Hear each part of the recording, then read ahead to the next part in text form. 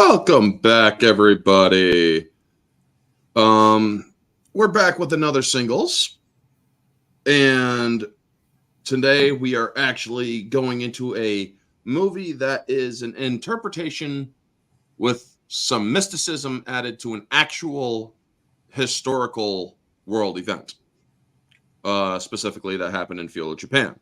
Now, in Japan, everybody knows about the 47 Ronin, how these warriors defied the emperor, essentially, because that's what a shogun is, and sought vengeance after their feudal lord was forced to kill himself due to dishonor, but they ended up under penalty of death, knowing the cost, sought vengeance when they were told, because you don't defy the shogun. Yeah, it's like, you defy him, you are dead. Yes.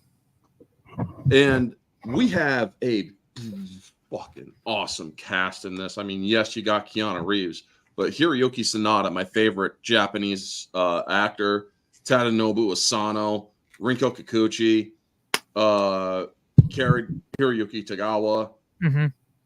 I mean, you just have so many great actors here in this movie. Yeah, I very much enjoy this movie. I'm going to preface this with, I do like Keanu Reeves.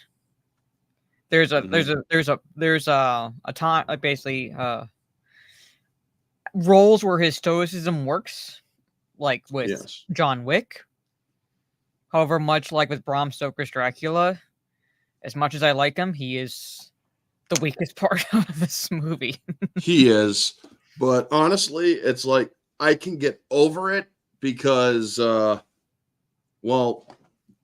Hiroyuki Sanada is a very good counterbalance to it. Yeah, I'm saying it's like with Bram Stoker's Dracula, where it's like just about everyone around him is very good. So there's like really good balance. So it's like, yes, he stands out where it's like he's not giving the best performance, but you can kind of ignore it in a way because you have the likes of Sanada as a balance to that, and he's extremely good. He's one of my favorite actors. And Sanada has also played with Keanu Reeves in John Wick Chapter 4. This was the first one in which they acted together. I forget the word. Co-starred. Citizen Ronin. Hello. And yes, fair use, YouTube. I am going to be showing some of this movie. Universal, if you do try going after my channel, I will plead the case out with you because I am providing commentary. The audio is muted. I'm also going to add transformative value by providing kind of voiceover situations to provide transformative. So if I accidentally go over 1 minute of playing a scene, just don't penalize me. I mean, seriously, I'm doing my best here, folks, and I will fight it, YouTube. I will fight it. Saying hi to the chat. So while I continue highlighting comments, Mara, let everybody know where they can find you. Yeah, well, you can. Trey provided my main YouTube channel. You can find me there. I'm primarily focusing on streams because my current schedule and time frame doesn't really work for making videos as often as I did. However, I am slowly working on lore videos for Lord of the Rings in particular, how Rings of Power, like basically the crimes against certain characters and the like with Rings of Power, and I'm like slowly building up basically the notes and scripts on Celebrimbor, who I believe was one of the characters done,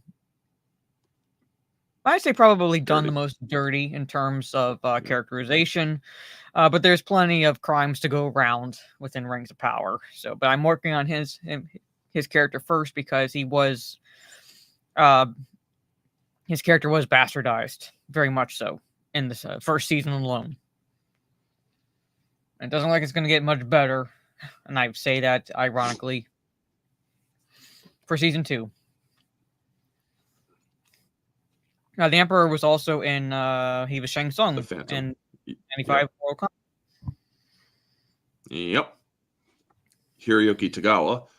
Mhm. I mean, the man's been in a lot of movies. I thought he played good or played decent in The Phantom as Cabai Sang. Here's Mara's channel. And let's see here. This was before John Wick also. Yes, Trey. Here's Mara's Kick and Mara's Twitch. So with that all out of the way, folks, and whatnot, fair use, again, fair use YouTube. Also, folks, I am streaming this on X. Holy shit, we got 19 people in the chat, so thank you for that. Apparently it's not going to show any comments on X, I'm guessing, even though I know other people who does the same thing and it works for them, but whatever. So we are going to show this movie, not the whole thing. We are going to be skipping scenes or skipping segments and whatnot. But also, if you are watching this on YouTube, I appreciate that the most because I am still trying to get my hours up past 4,000. So if I can get that done, thank you so much. This should be a most excellent review discussion since Mara abandoned her duty to democracy. What? Yeah, I was asked if I was available to play Helldivers 2 this afternoon, and I said, unfortunately, I can't because I have to watch this movie for tonight's stream. And so I'm a traitor to democracy. I was watching 47 Ronin. She's loyal to me, boys. Not just fucking. So. At least it wasn't. Yes. At least I did not abandon democracy for enchiladas. Yeah, or tyranny. So here we go. I am going over to the other window to actually guide this. So ancient feudal Japan, land forbidden to foreigners, a group of magical islands home to witches and demons. I mean, look at the chompers on that thing. And they do a good job with this, a nation of rival provinces whose lords were ruled by a shogun whose will is absolute. Not only that, folks, they consider their shogun to be of divine origin. And that's why you don't defy the shogun. Yes. It's almost like defying God. Yes. You are basically in defying a divine being. Mm-hmm. As well as absolute.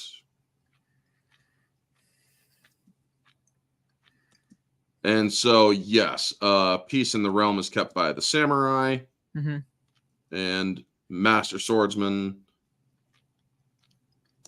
Yes. And I do like how this scene is open, how they show it, and it's a good way of introducing the elements in this movie.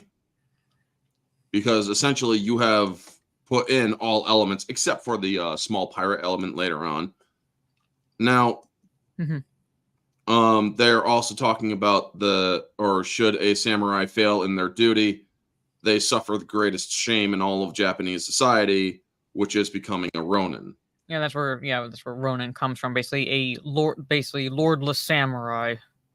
Yes. So, and they have no choice but to wander. Yes.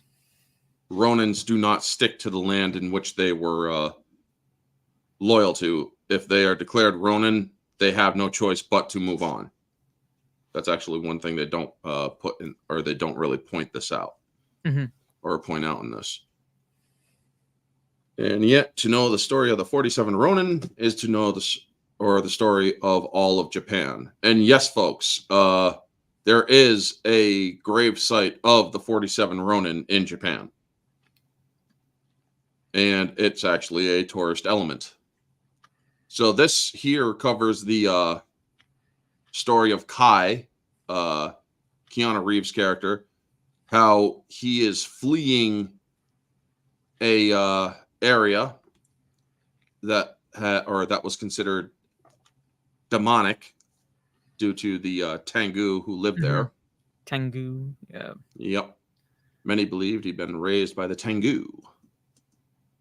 Which we find out to be demon. true. Yeah. In a sense. In a sense. Yeah. I love this. It's like, oh, he's got scratches on his head. We're going to frickin' drown him. I mean, it's like the evil that have left their mark upon him. Mm-hmm. Yeah, this man's cursed. So, yep. Let's just drown him. Oh. Okay. And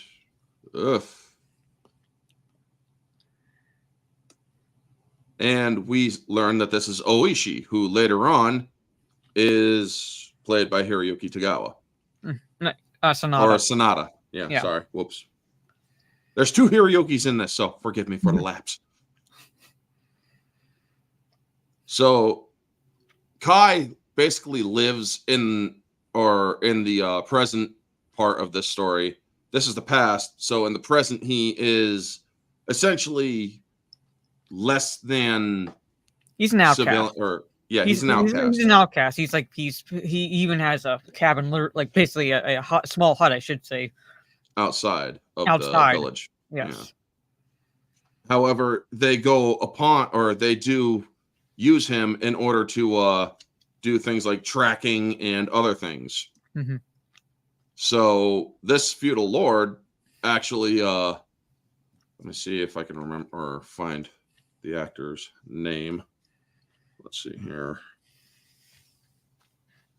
Min Tanaka, who played Lord Asano. So he took pity on Kai, and later on, well, his daughter kind of got the hots for Kai.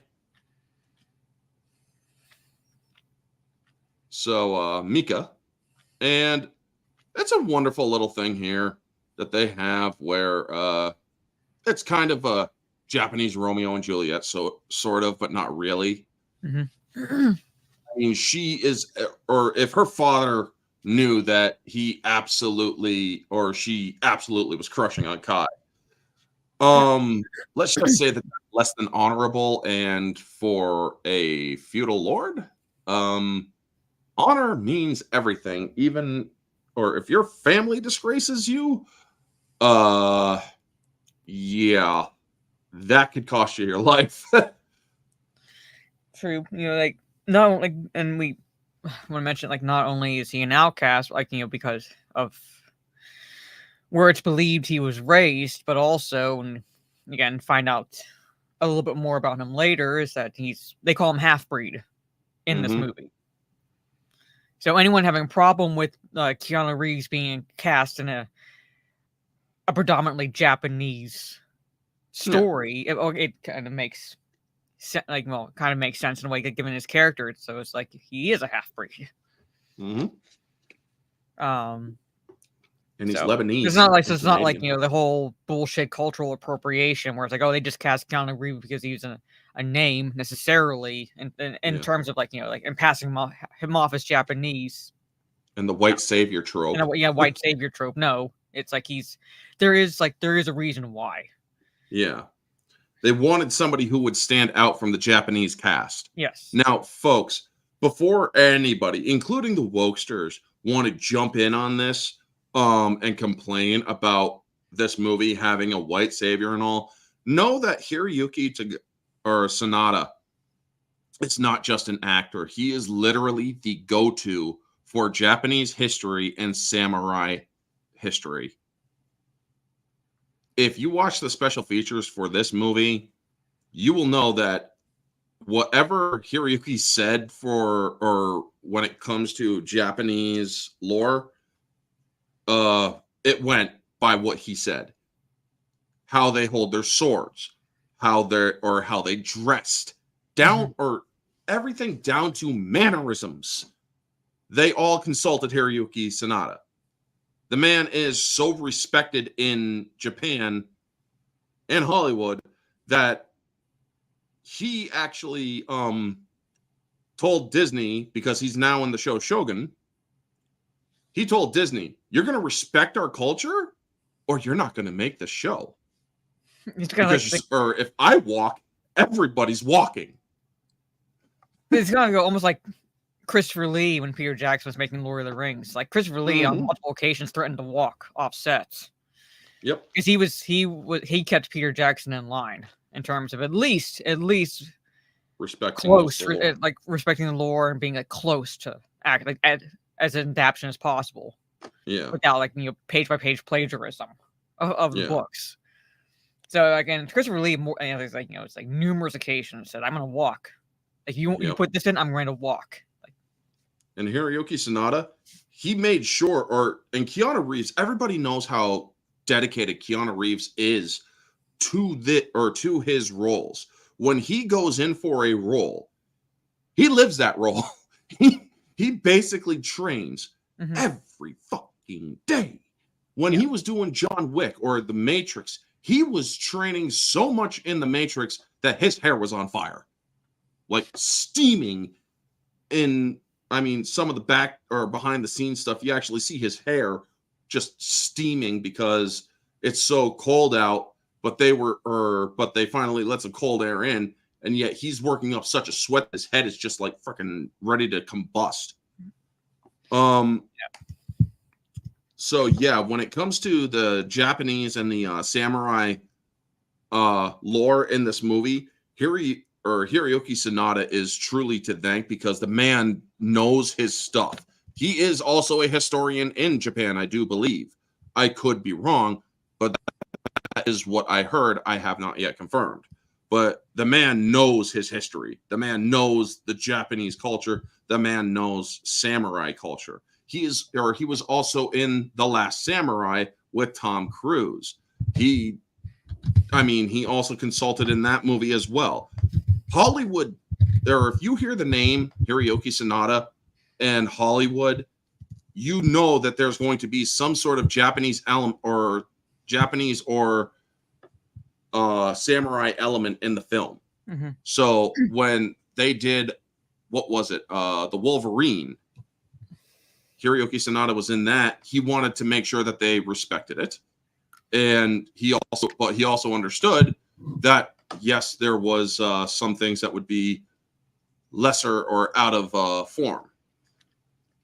And also his brief moment in Endgame, where he actually was done in by a character called Ronin, which is funny. But he also wanted to make sure that there was as much accuracy as the criminal element of the Yakuza. So, yeah, I'm pretty sure the Yakuza want him, or if the Yakuza were still around today, they'd probably want him dead. Yeah. I mean, this is a guy that truly commands respect. So, enough fanboying. Let's get on with them. And yeah, shit a lot because they see the Last Samurai movie with Tom Cruise's picture on the poster and think that he's like the Last Samurai. And I'm like, no, Watanabe's character was the Last Samurai. Yeah. Tom Cruise just happened to be a character in the movie. Yeah, I know. That is such a freaking hilarious twist, too. Yeah, it's like, what? Yeah. He just happened to be there and learn and respect the culture. Yeah, that's it. He had the heart of a samurai. He wasn't a samurai. No, but like again, like they look at the poster and go cultural appropriation, and I'm like, did you watch the movie? Yeah. I mean, if anything, it'd be like, actually, they should love that movie because he played a racist. I mean, he was he played a full-blown racist in that movie until he learned to care for the Japanese and respect them. I'll be right back real fast. I got to take care of something.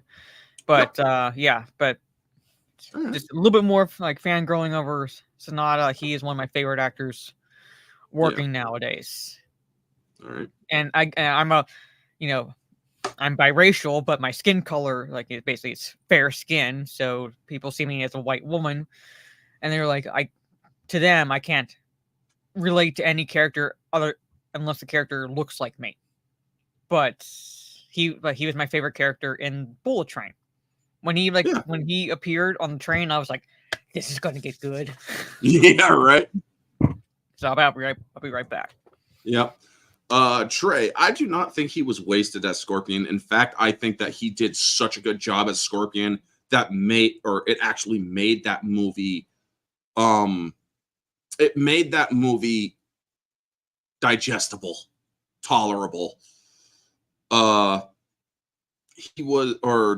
Scorpion, or the scenes in which he fought in the beginning of the movie and at the end of the movie, plus his reminder that he is an ever-present character in the movie, throughout the movie, made the movie digestible. Not to mention, I also did like the Sub-Zero sequences. So as much as I am not a fan of 2021 Mortal Kombat, I found it to be digestible because it was still, or Hiroyuki Sanada carried that movie. Let's just say that. Also, the villain in this should have been Shang Tsung. Except Shang Tsung is not, or unless you're talking about Hiroyuki Tagawa, I actually believe he was, or it was a better choice to have him as the Shogun. Because having Tadanobu Asano in this movie before he got into Thor, or actually no, he had already done Thor, I do believe. Or he was just about to go into Thor. What year was this movie? Let me check.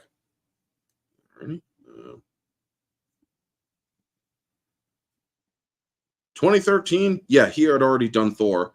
So he already had Thor under his belt as Hogan the Grim. But Tadanobu Asano definitely does play a great villain in this movie as what's his name, Lord Kieran. And then you also have Rinko Kikuchi as the witch, which was very good casting, as she comes across as somebody who is really evil. Yo, bro. Hey, Price is Right. Good to see you, man. It's been a minute, yeah. Every time I see Keanu in this film, I just think, give him a red lightsaber for Revan. Yeah. You could tell me, or you can't tell me otherwise, that Keanu is Revan. Keanu would be an older Revan.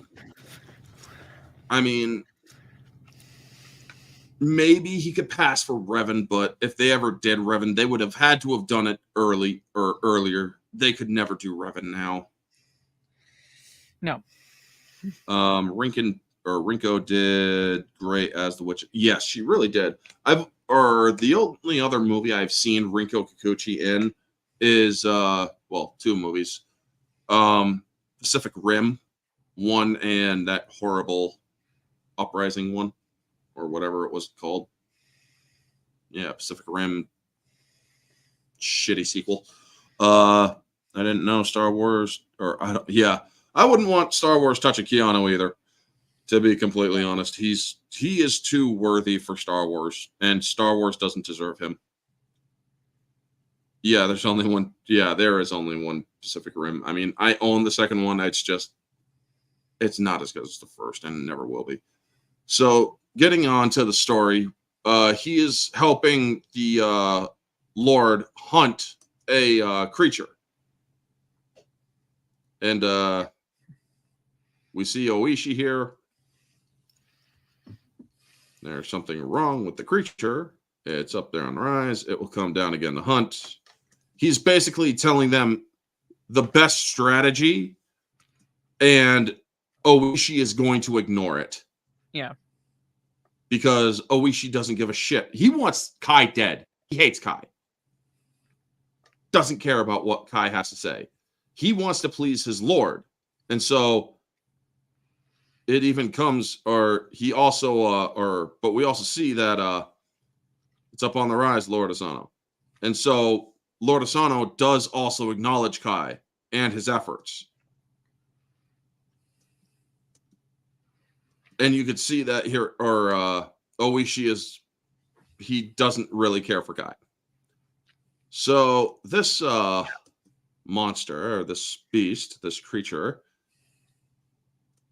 yeah, man. Yep. Yes, this thing is nothing of the earth that we live in now. Let's just say that. Let's see if I can actually get a good picture of it. And let's see here. Alrighty, so let's go.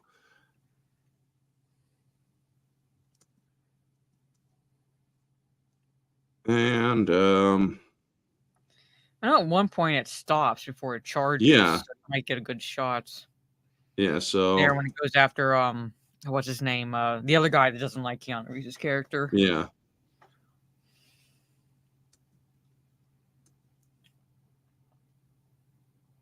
Because I do believe it stops in the middle of this clearing. Or not. I love how it's grabbing people with its tail. Yeah.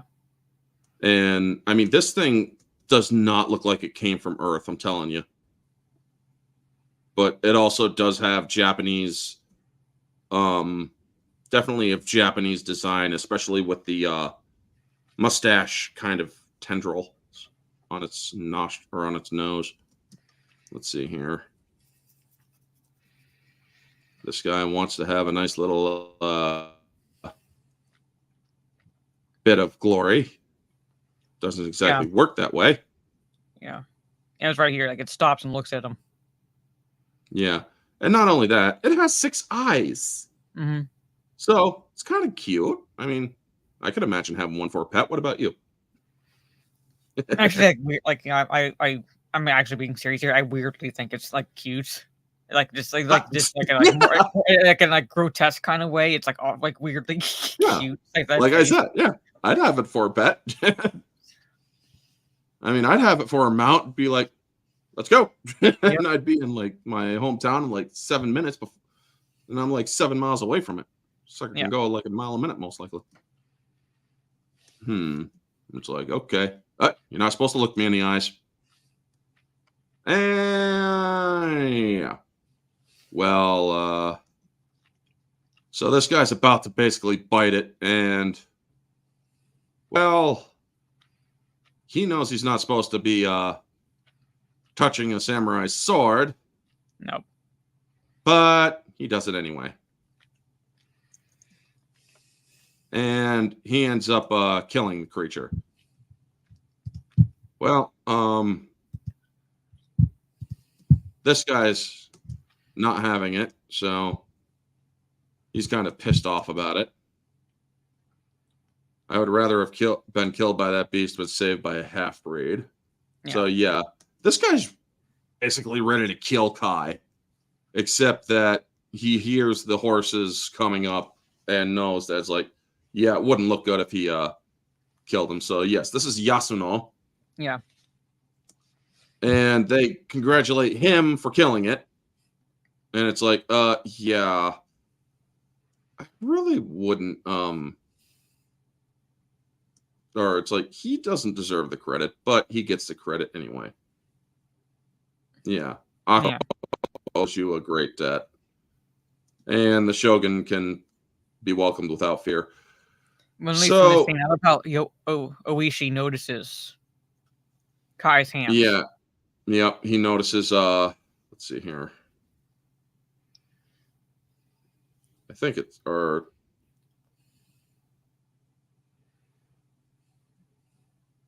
yeah, right here. Yep. There's the blood on his hands, so he knows that it was Kai that did it. Yeah. But that's not all that's around, folks. There is another clever little fucker around. This little fox with 2 different color eyes, brown and blue, which comes to play later. Yeah. Fun fact, folks, the white fox is actually been throughout a lot of different mythologies. Specifically, the one that I am speaking in, or the one that I generally go to, is the Temesian fox from Greek mythology. The fox that literally is Artemis's biggest rival when it comes to hunting because she can never catch it. And she continues to hunt it all the time. So I thought it was nice that they actually put a white fox in this. Mm-hmm. And so he makes a little mental note of it, and it's like, yeah. So then we learn this is Lord Kira, master of the rival province, Nagato. Let's get that off here. I mean, this dude is just like over the top asshole. Let's just say that. And I love this transformation here. Not to mention the upside down camera bit.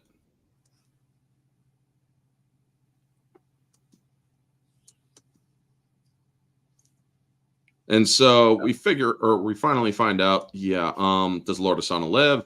Yes. They actually were trying to hope that the Lord Asano of Akko would die because, well, he wants Akko for himself.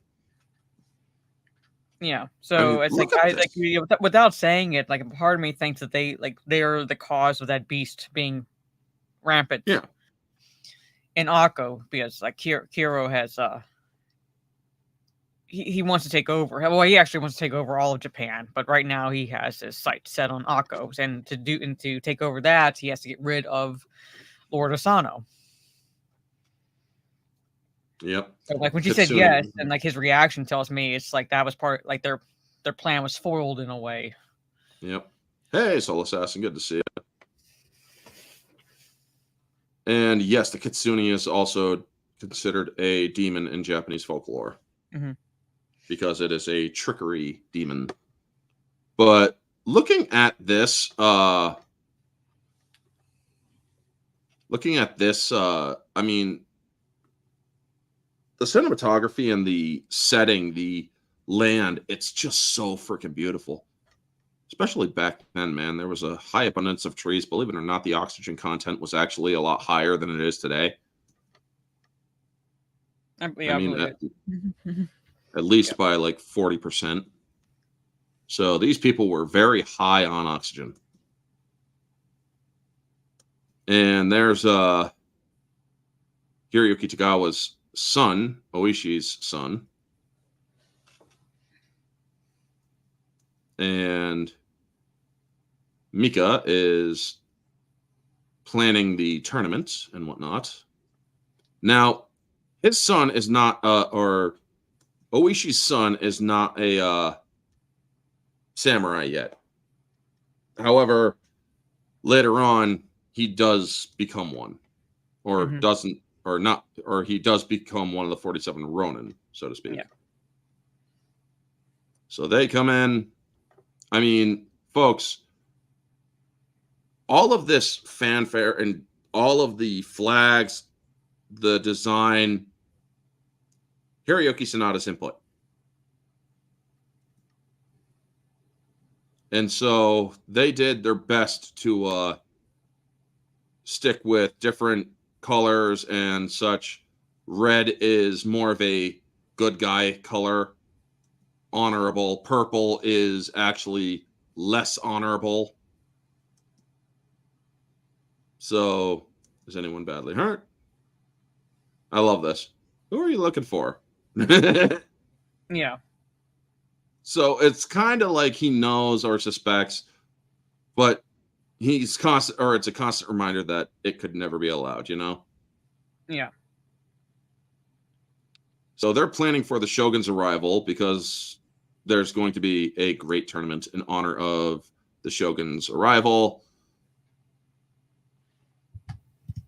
And I like this little father-son moment because, or it really does kind of make you care for the the characters. They do good character building in this movie. And so you also see him here.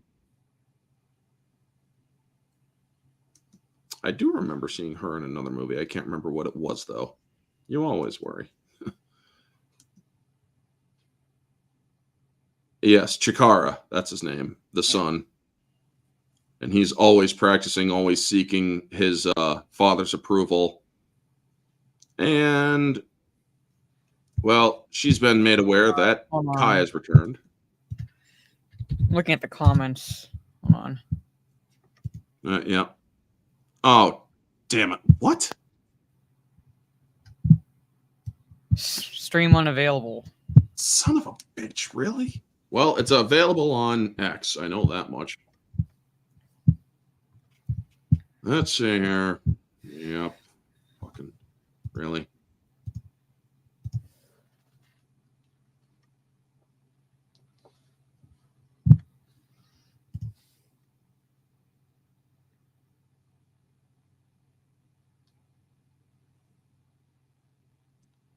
Copyright. Due to copyright match, your stream is interrupted. Streams are interrupted and copyright content is detected. I didn't play anything for over a minute.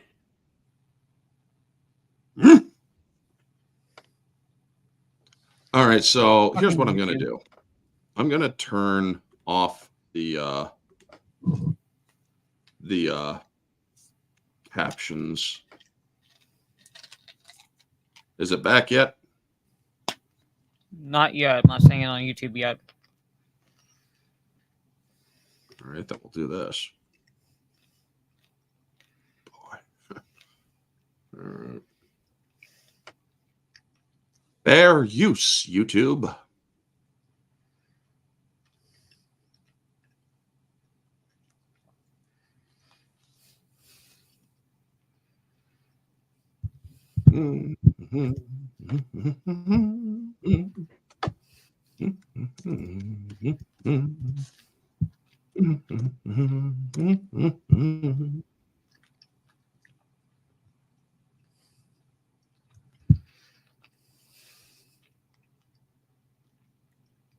I want to know how the copyright shit gets detected, especially when no sound is playing.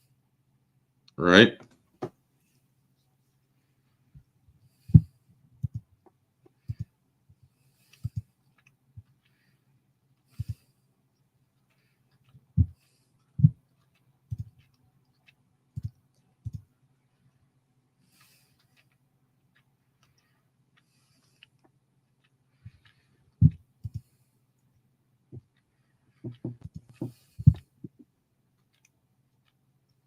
Okay, it's back.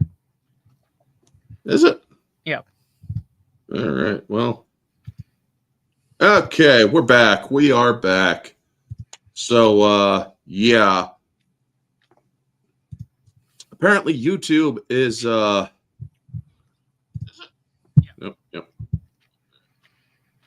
Yeah. So, folks, YouTube, or they're going to do it again. It's going to happen again because we're going to put it up again. Yeah. And I'm also going to open up a window here too. Or just bear with me, folks. I'm going to create another one just in case.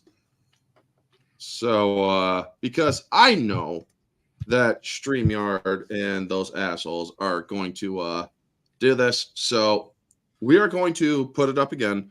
We're not going to play, or I'm no longer going to play it for more than like 10 or 15 seconds. So I will go forward, jump forward, backward, and whatnot. But let me see here. Let's see here.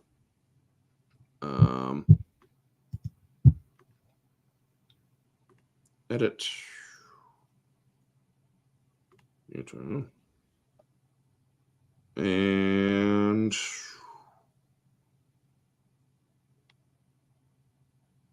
copy.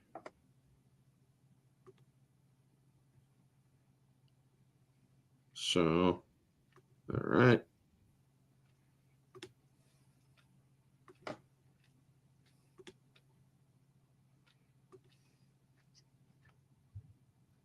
Oops.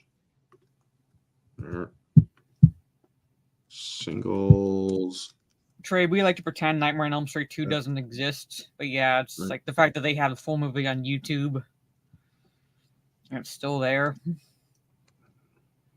Okay, 47 Ronin.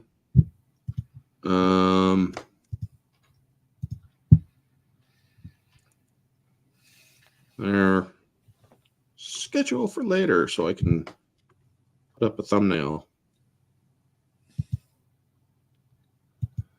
Just be patient, folks, and I will be right with you. I just want to get this made as a backup, just in case. You know?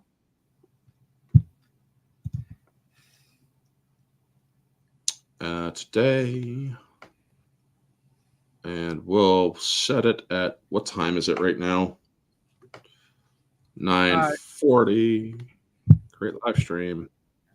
So this, or folks, if you notice in the playlist, there will be a backup one created.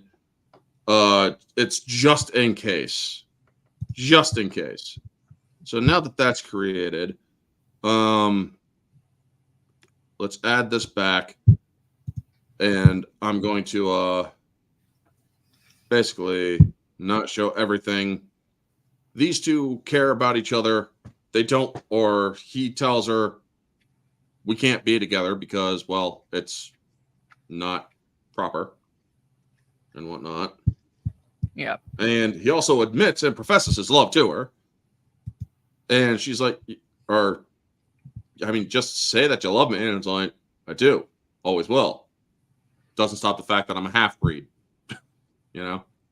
Yeah, he basically tells her, like, you have your place and I have mine, pretty much. And I'm, Yeah. like, regardless of the fact that, like, you know, he's a half-breed, he's an outcast. Mm-hmm. Like, even just that alone, like, they can't be together. It's disgraceful. Yeah. It's dishonorable.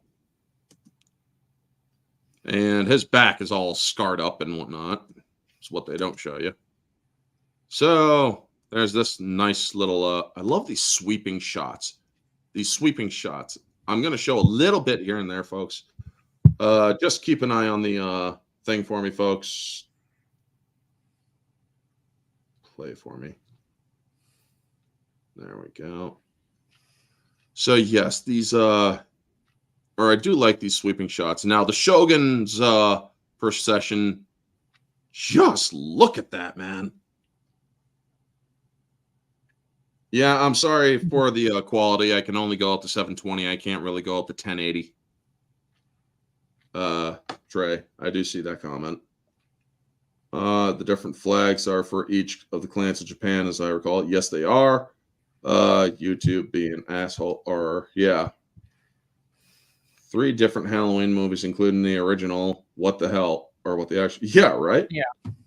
As I'm saying, folks, it's like I don't understand this disconnect. And I'm not even playing the audio. I'm saying that's the thing. Like, there's like no way that anybody could record anything and try to make any money off of it because there's no audio. Plus, you have the fair use thing blocking it, so they couldn't get that either. Without getting that. Blocking a tiny portion, or it's blocking a portion of the screen. Yeah. So, I mean, unless I can, or if I could put up another thing, I would to block a little bit of the screen, but I can't. But wait a second. Let's see here. I might be able to. So let's see here. Nope. Brand. Overlay. Theme, color, logo. Yeah, I do have a logo. So why not just put the fucking logo up there? Yeah, and now I'm covering it up a little bit too, or a little bit more. There you go. So yeah, now that I have 2 parts of it, so you can't see the whole freaking movie. Not that you could see the whole freaking movie with me playing this anyway, folks, with how we do this. Yeah, maybe if you put an orange hat watermarker on the image, there are others who get away with it. I would if I could. I don't know how to do that sort of shit. Let me look. Is there a watermarker thing here that I could do? Theme. What's theme? Show display name. Show headlines. Yeah, okay, that's not exactly helpful. And that there. Oh, well, here. I'll do a video clip.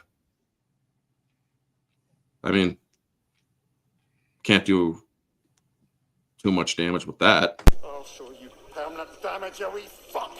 Kratos, throw me at him! I mean, there. It's transformative. You really can't complain now.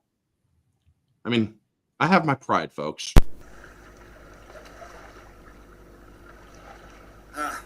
This is a new feeling. Pride in someone else.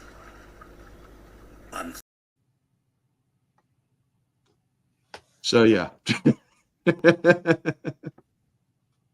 But there. That's transformative. I literally put clips over the movie. What more do you want? You know?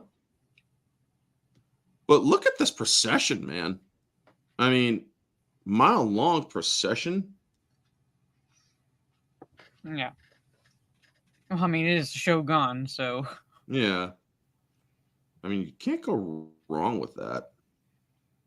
And so, comes in.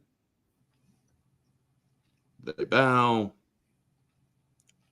Gotta say, having a rope underneath your chin, that would drive me nuts. I mean, it would seriously drive me nuts. And the guy that speaks for him is basically saying, bow, bitch. See, transformative. Yeah. I also do apologize to the country of Japan for providing rather offensive commentary and transformative dialogue. Sorry. And it's odd seeing Hiroyuki Tagawa as a good guy, or rather, not a bad guy, shall we say. It really is weird. But, you know what? It's also cool. Yeah. Now, I like all these offerings they give them, like right here. Now they really can't complain because this is transformative. I have actually changed it by zooming in. So again, fair use. I mean, it's not a bad for gifts for the Shogun, because if the Shogun does come, folks, you give. Yeah. You give, because that's the only proper thing to do. You are giving to somebody greater than yourself. And of course, we have him. Now, I don't know about you all, but if I see a woman like this, dressed like this, her hair disheveled a little bit, like she's been in the back alley doing a little bit of sucky, I wouldn't trust her. I'm sorry. She has crazy eyes, well. Yeah. And, I mean, that just gives it away. Yeah. And you see that Kai wants to do the right thing because, let's see here. He goes and reports to Oishi. And he tells him, he's like, when we were fighting the beast, I saw a fox. Last night, I saw a woman with the same freaking eyes. I fear she might be a witch. Or, do you have proof? No. Then maybe you just got bewitched by a pretty girl. He basically says, like, it's like only demons can see other demons. So are you a demon? It's like, like, are you a demon? No. Well, and, like, you're just bewitched by a beautiful girl. Yeah. And so we get the next scene. I mean, as sad as it is, or that he wasn't listened to, we soon see the results of what happens when you don't listen to somebody who may know a little bit more than you. I mean, they also do great with the camera angles. Trying to give you some numbers here. And there's Lord Kira.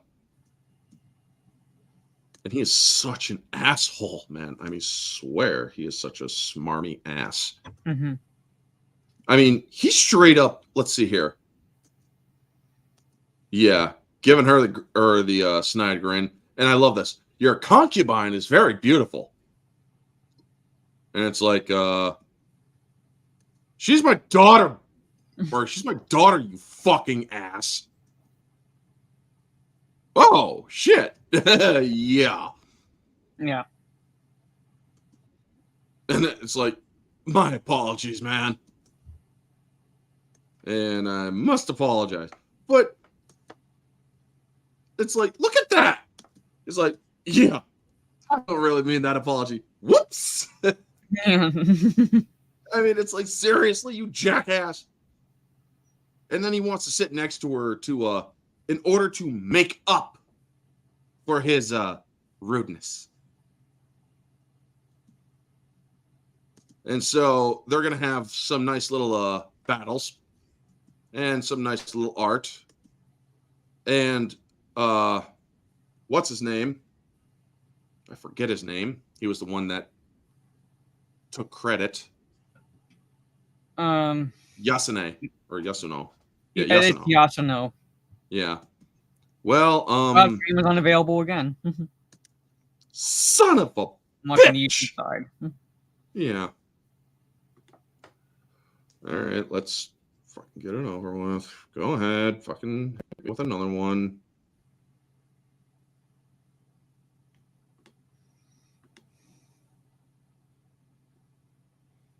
Well, let's you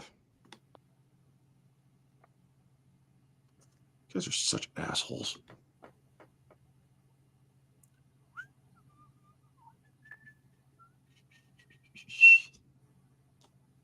You two are all like, y'all are actual British cigarettes. Yep. Well, the stream's not back yet. Yeah, they're fags. I say that as British cigarettes, not as people. Don't you just love the original definitions of words, folks? So, Yep. while we wait, playing the wait game, yada yada. YouTube is asshole. Yes, it is. Like when they commandeered the word queer, and I'm like, queer originally, original definition was to mean strange or weird or out of the Abnormal, ordinary, right? yeah. Not a good thing. Let's see here. Stream was interrupted. Reload. Is it back yet? Is it back yet, folks? Are we back? No, we're not. Because YouTube is asshole. Okay,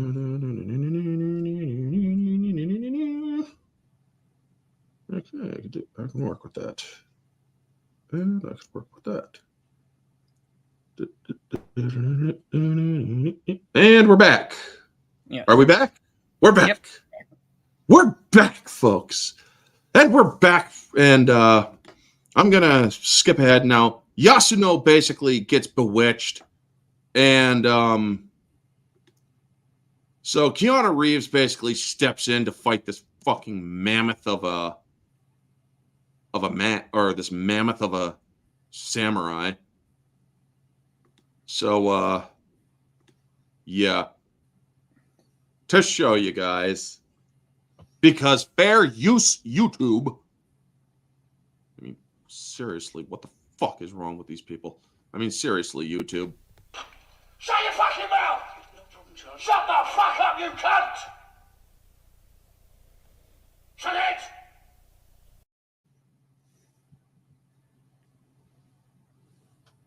You hear me, YouTube? You hear me, Universal? Or do I need to say it again? Shut your fucking mouth!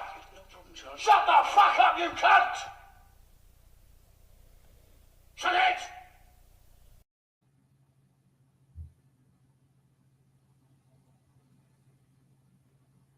Mm-hmm. Universal is like notoriously bad with this. Yeah, they are. And so, I mean, well, let's look at the size comparison between Keanu Reeves and this fucking giant of a thing. Which is I not mean, like it's. Go ahead. Is that it's not even human like size. Yeah, it's animated armor. I say the samurai itself is not even human. Yeah, it's animated armor. So, Yep. They're getting ready to have their fight. Gotta say, that expression says it all. Holy shit, man! I am in so much freaking trouble. I mean, I'm providing transformative audio. You can't really penalize me for that. But you know what, folks? Just in case, let's do this for a second or two. And yeah, let's see here. So after the fight, his face gets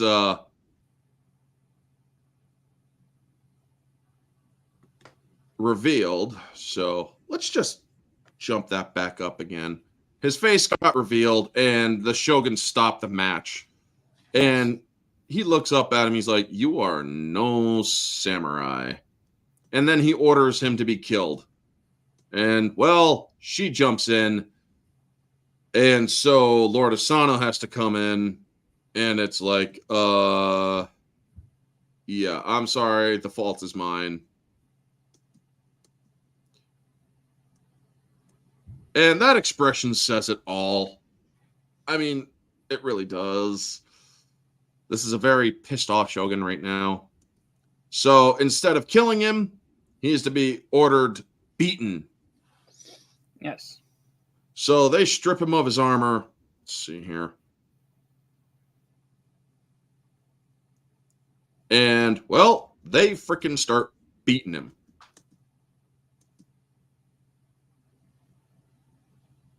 And we then get the bigger guy. I can't remember his name, but he was always nice. And so he takes the final shot, and he's like, "I'm sorry." And I like that. And then he hits him the final time. And, well, there has been great dishonor in the family. And so he shuts his daughter out. I mean, folks, to insult the Shogun by giving any less than a samurai in a fight, that's a lot of dishonor. And I mean, a lot of dishonor. So not only that, they're going to add insult to injury by creating a wit or a little bit of spell here, turning it into a spider, dribbling a little bit of a juice across his lips like poison, and then make it look like Asano had, or make it look like Lord Kira was doing something horrible to his daughter. And so he was about to kill him. And so, yeah, not only that, I mean, you could see his eyes are glazed over, and they can see it too. Yeah. And, well, he's just playing his bit because he knows what was going on. And, well, let's see here. Everybody out there has seen it. And also the Shogun woke up and saw it too. So the only way that he can regain his honor is to commit seppuku, which is ritual suicide. Now, for Christians and Catholics and the religious people over here in the U.S., it is rather sinful to commit such an atrocity against, or to take your own life. Back then, in Japan, it was considered honorable. It was actually a way to maintain your honor, to keep your honor, and to dispel had that shame. mentality even in World War II, which is why they had kamikaze pilots. Yep. So. Die for your country.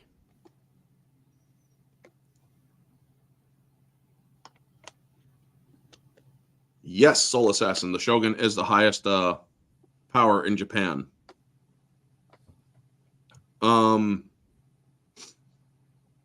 So yeah, let's get to the bit here. He has Oishi be his second. I mean, if it wasn't for the fact that YouTube is and Universal are petty, I would actually show you the full bit here. But I can't exactly show it to you because, well, it is rather, to give you guys an idea, I'm not going to show the actual scene itself, but that goes in the gut, and he has to maintain it in the gut and pull it across his stomach. And then his second, which is Oishi, has to remove his head. So, yes, there is a lot of sadness in this scene. I mean, one of the things I liked about the scene was the fact that it was silent except for the music. So we're gonna skip that and damn it. So now they can't, or they want to attack Lord Asano, but they can't because they are forbidden essentially to seek vengeance for the death of their lord. And in order to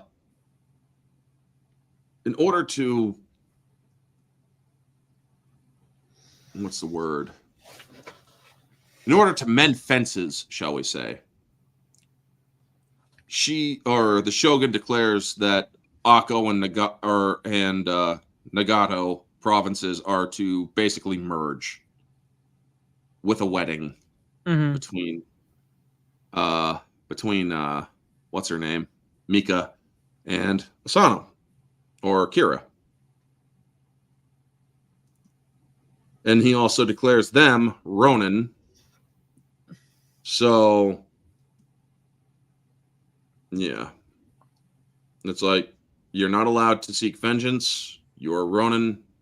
And he gives the daughter a year to mourn and to get essentially affairs in order.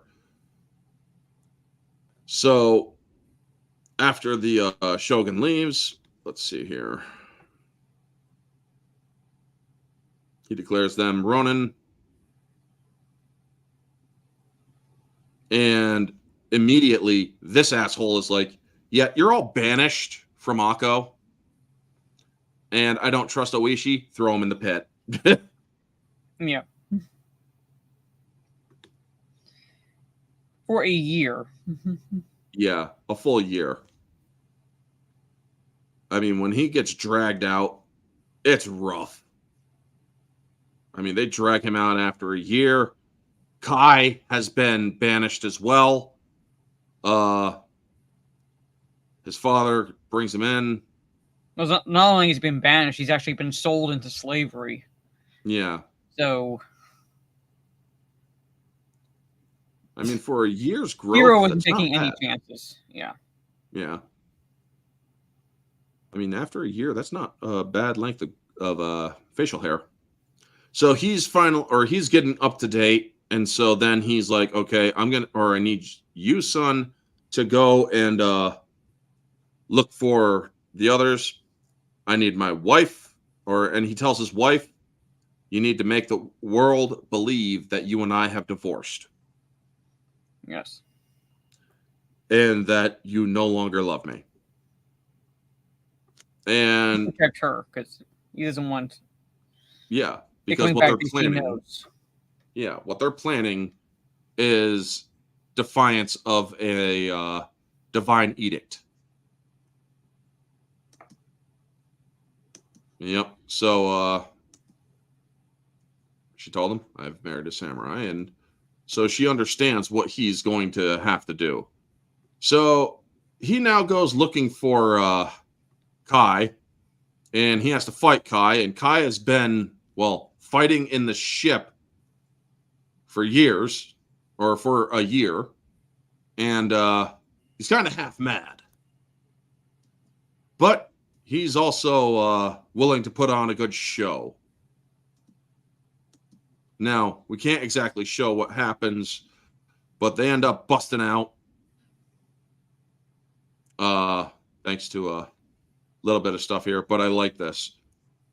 This whole sequence here. Let's see here. He tells him, he's like, don't turn your back on me, Ronin. And I love that. He stops himself because he's like, if we do this, or if you ever bow to Lord Kira again, I'll take your head. We'll do this, and I'll help you. But if you ever do that again, you know? I mean, at this point, Oishi has been brought low to the point where he has to seek out help from one he hated.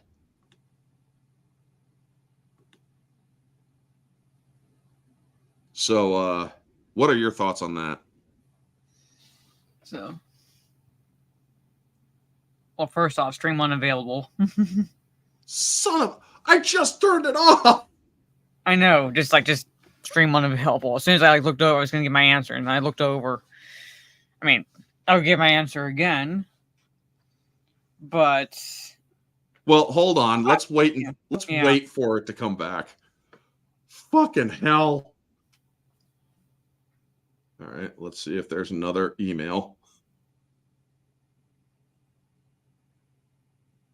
I still have 49 people watching, so brother promoting your fucking movie. You're all right.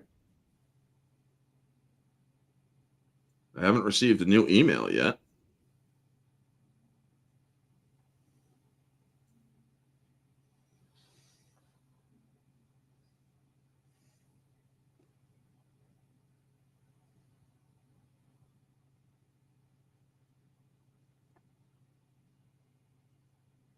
And let's see here. Yada yada, yada yada.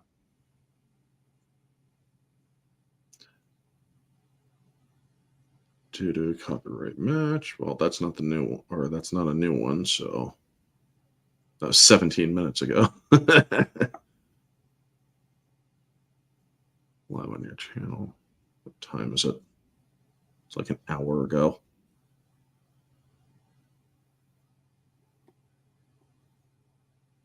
That. Yeah, 33 minutes ago. Let's see here. I haven't got anything yet.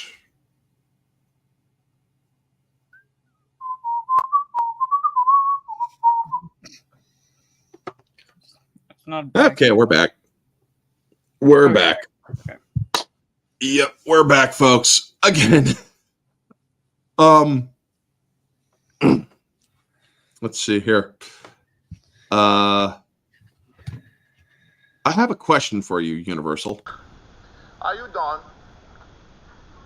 Are you done? Because seriously, I mean, the way that you guys are acting right now. That guy's brain is a bag full of cats. You can smell crazy on him. I mean, I'm going to pull out my entire fucking repertoire at this point.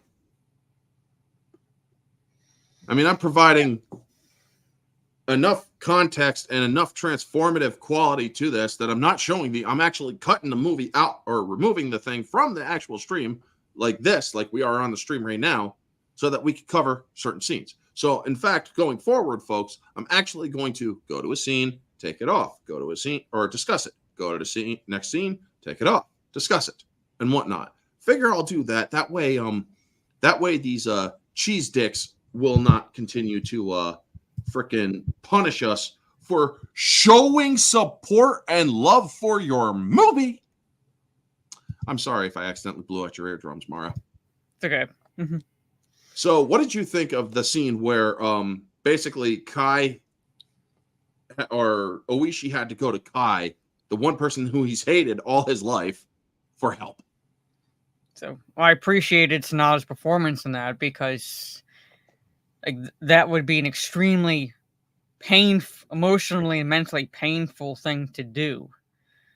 but it's also a way of admit, like, in it, like, in a roundabout way. And he does say this also later on, that I should have listened to you, like, almost apologizing in a sense by bringing Kai in, because Kai was the one that tried to warn him. Like, I think this woman's a witch. I saw a fox had the same different colored eyes, and I'm seeing this in this woman. And if only she had listened, maybe this whole scenario wouldn't have happened. So it's kind of his way of penance, as painful as it is for him. It's a penance of sorts by going to Kai and bringing him along as a Ronin. Yeah. And so he and Kai meet up with the rest. Don't worry, Universal. I'm not gonna play it. I'm just gonna show this little bit here to appease your delicate pussy feelings. But yeah, this is the declaration that they are going to avenge Akko and their lord Asano.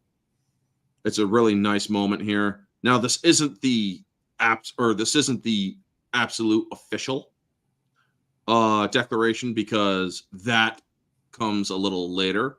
But they are basically making their they're basically, how vote you? Will you stand with me, or will you just go on living your life? Yeah.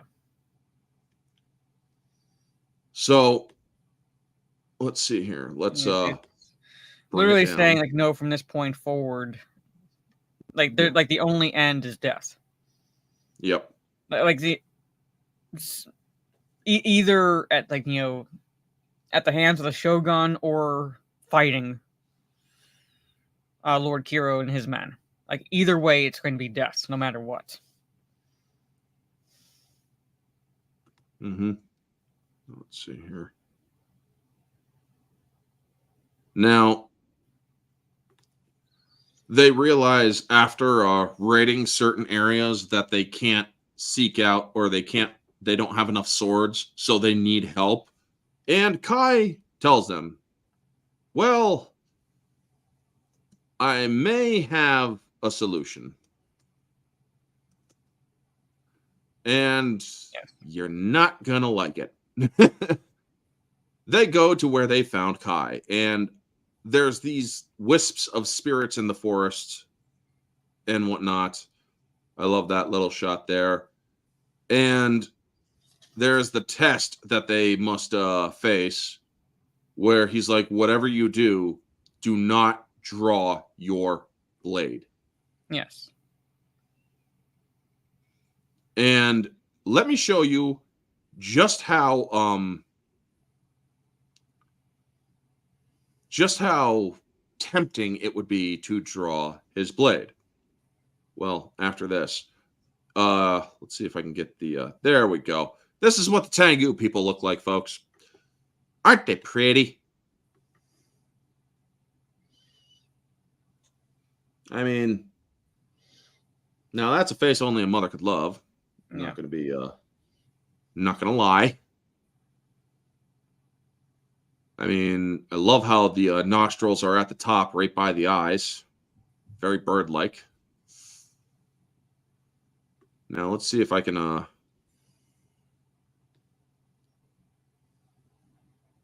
Essentially, his men come in. Now, what we all know is that this is an actual vision. This is not really happening, but at first we don't know that if you are a first timer watching this. But to show you to do a small little bit here and there, this is how they move. He still hasn't drawn his weapon, and his son is in there, or I do believe. So, he's constantly hearing this voice, draw your sword, protect your men. And he refuses to do it. And at this time, Kai is talking with this guy, saying, if you can grab the sword before me, you and your men can have the swords. Well, Kai officially does go for it, but I love this shot here. I mean, it's like stare down with a crow man. Yeah. So I'm gonna remove this, to appease the universal gods. And let's see here. There.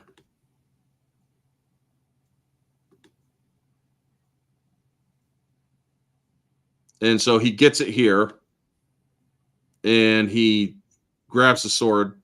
He wins the race. And when he wins it, Oishi is not drawing his blade, and he then realizes they're all alone. He or his men are fine. They're alive. And now they have the swords that they need. Now, I am going to put this off. What did you think of the Tengu series or sequences? Like, did you think that it was their men when you first saw this movie? That When his I men were first saw the actually movie, good? I thought Yeah. it was the men. Stream unavailable. Son of a bitch. I have no idea what's going on. Universal fucking hates us. I mean, I would go to Kick and I would go to Rumble if I could. It's just they won't fucking, or Kick doesn't do StreamYard. Do they? I don't know. I use OBS when I stream on Kick. Yeah. Well, So I don't know. Check the emails. I doubt it right now, but I haven't tried looking at StreamYard to see if I can connect.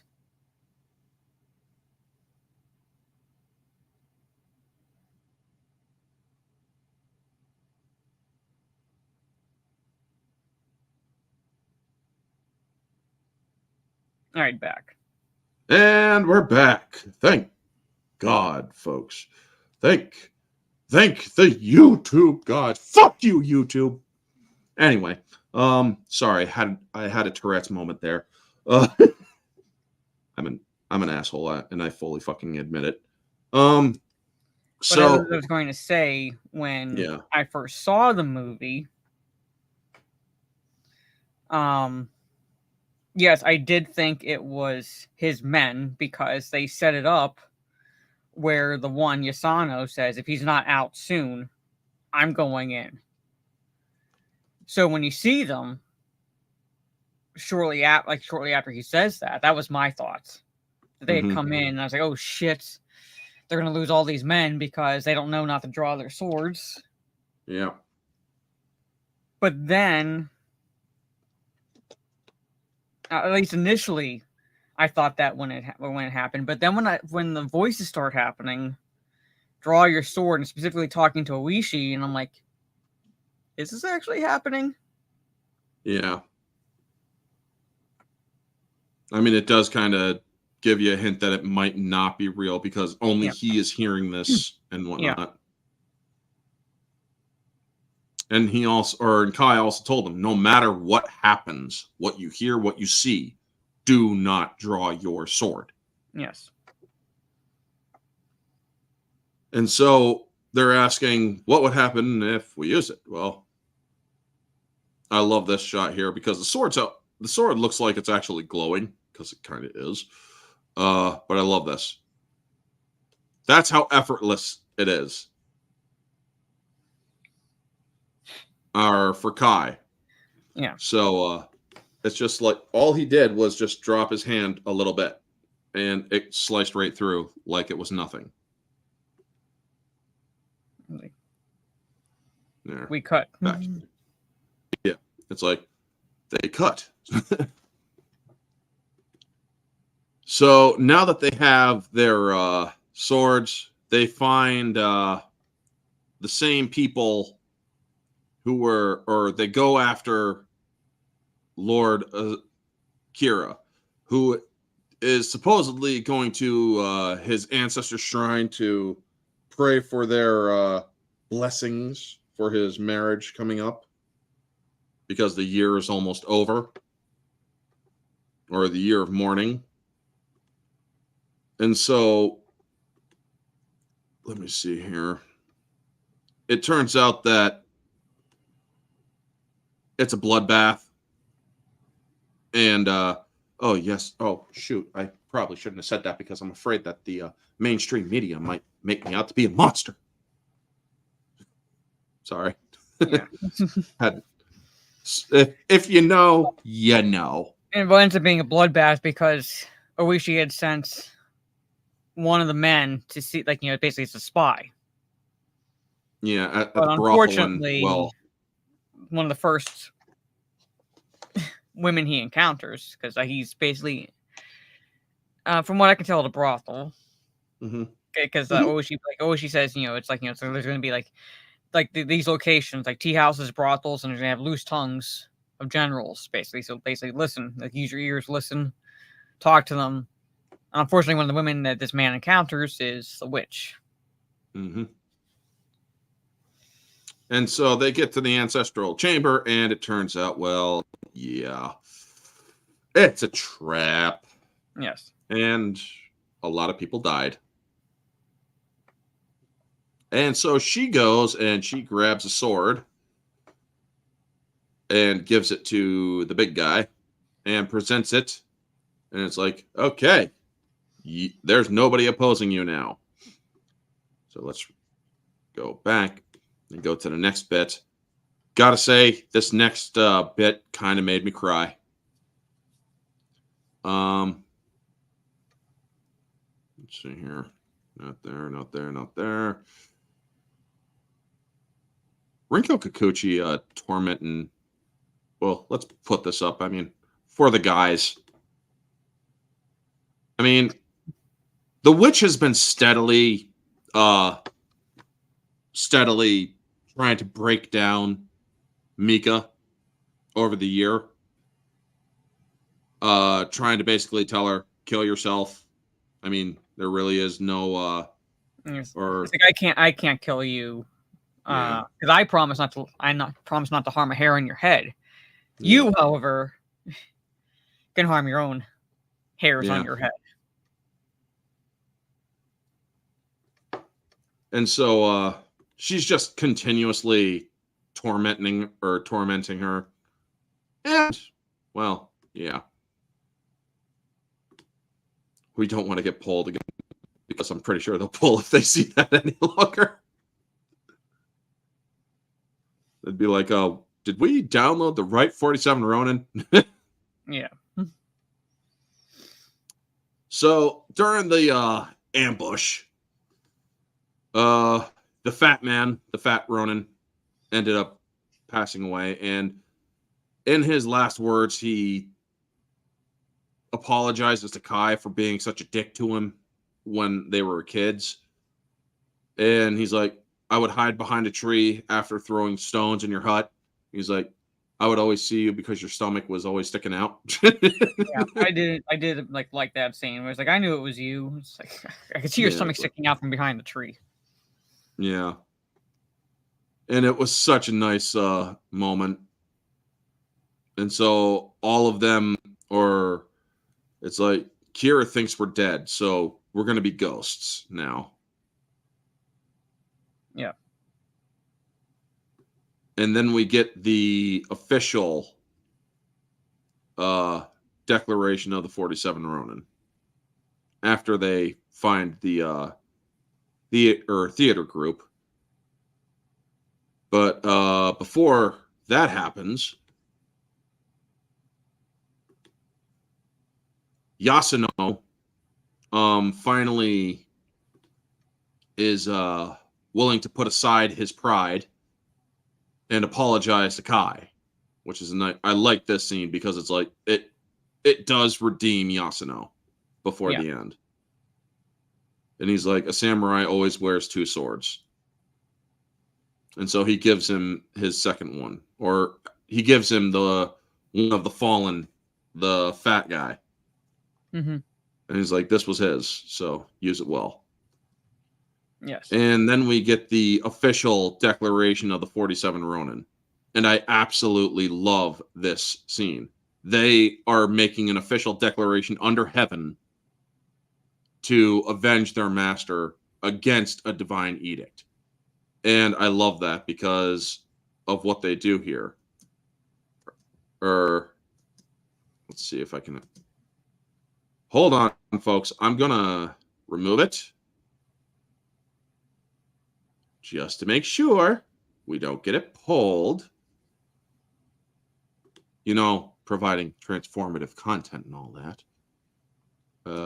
Let's just do this. Now, to give you all proper context of, they also add their their blood to it. Right here, folks, he's just merely tapping his thumb. Oops. He's just merely tapping his thumb here. And that's enough to actually cut the thumb. Mm-hmm. And all of them make or sign it, and they add their signatures and their blood to make it completely official that their declaration is going to happen. They swear under heaven to kill Lord Kira. And believe it or not, this document, I do believe, has survived for all through the centuries to today. Because it was an official document. That I wouldn't want to see. At some point, I do want to visit Japan. So there's like multiple sites. Yep. I want to visit in that country. The closest thing, yeah. The closest thing I've experienced was the remnants of Japanese emplacements in Guam. They're still there, so you can see like where certain artillery was put, and where the Japanese were on the island. Yep. And yes, he even allows his son to take part in this, or in this endeavor, which is quite. Mm-hmm. His son is like what, 17 or 18, so his son is essentially a man at this point, even though he hasn't had a woman or anything. But that is basically he's allowing his son to take part in this because he wants his son to restore honor and whatnot. Mm-hmm. So they get into Lord Kira's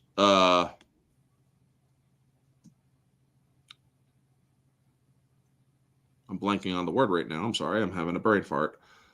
His palace. There we go. And they snuck in with the entertainment crew, the wandering theater crew. Mm-hmm. And let's see if I can get a good shot of this.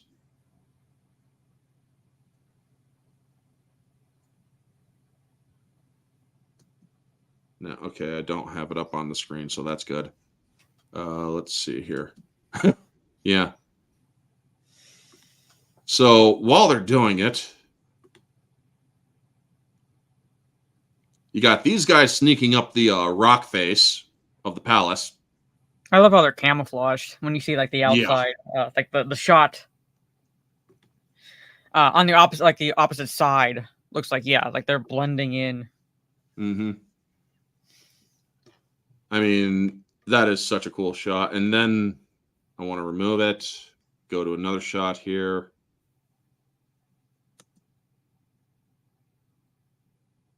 Let's see here. Okay, it is removed that way.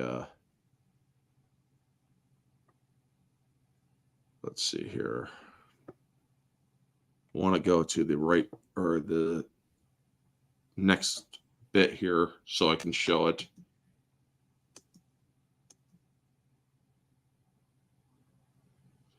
But yeah, essentially these guys are moving through the area, taking out guards in order to get ready for the main moment. Let's see if I can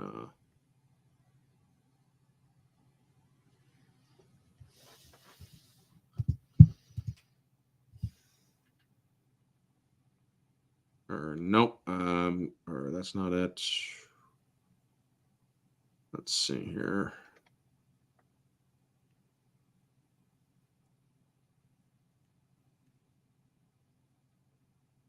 All right.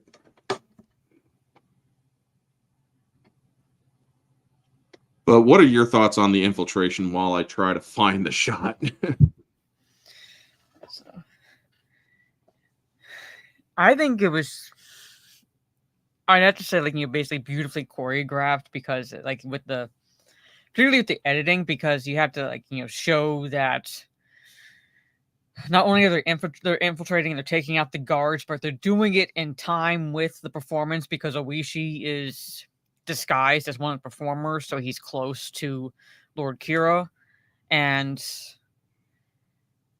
it's like they're like they're moving, so that way, like, by the time I'm guessing, and like the plan actually does go awry a little bit, but like it's supposed to be timed to where it gets to a certain point in the actual play when they would reveal themselves. It ends up having to be a bit earlier than intended because of what happens, and like what happens with Oishi because he's knocked down and his mask comes off as a result. But still, I was like, it's why I gravitate towards like more at least like like the Asian culture, like basically the Asian culture, like samurai and films, and how like seamless it was. There it is. And this is like it kind of like remind, like basically it's like they're almost like ninja in a way with their movements because of how quickly they have to be. Like this scene here where it's like not only like are they taking out these 4 guards, but they have to remove the helmets, take them out because like they're killed, and put the helmets on, boom, in like one motion. Yep. So that way, if anybody turned around, they wouldn't see anything or wouldn't notice anything. Yep. So then let me get a shot of let's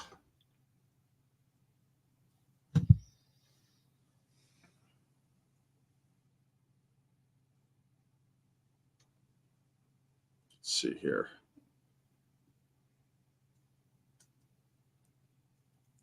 So during this time, or during all of this, let's see if I can get a good shot of Hiroyuki, because Hiroyuki's actually on the stage in a wig. Yeah. And I want to get a clear shot of him, so because his men have infiltrated the palace at the time. So right here. Yeah. So this is him basically still dancing to the tune of it all. And he wants to get close enough where he can pick up a sword and basically stab Lord Kira. Yeah. And it almost works if it wasn't for one lucky fucking arrow. Yes. Because the guard that was supposed to be taken out, he was able to at least fight off, relatively so. One of the Ronin that was supposed to take him out, he shoots an arrow, and it just hits Oishi like perfectly, knocking him off balance, which knocks the mask off, and that reveals the plan. So basically, it kind of reminds me of the quote from Of Mice and Men. The best laid plans of mice and men, they oft go awry. Yeah. Now let's see if I can get the death of Mr. Big Boy here. Yeah. Or Murphy's Law. We can go wrong, will. Yeah.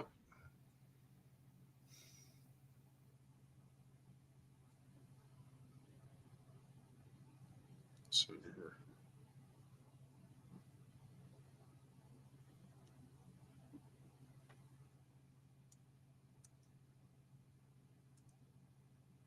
So, yeah, the big guy who fought Kai at tournament. Let's see here. Transformative. Not showing the full thing. We see what happens with him and learn he's just an animated piece of armor.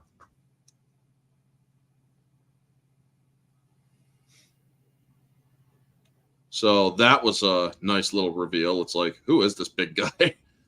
You know? Yeah, which, like, unfortunately, unless like, Shogun believes them, he's not going to know that Lord Kira was cheating in that match. Yeah. So let's get to the, or, let's get to the next shot.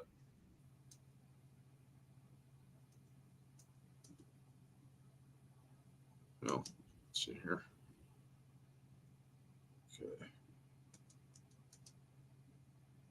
So Kai goes after Mika, and the witch decides to pull out all the stops and go full dragon mode here.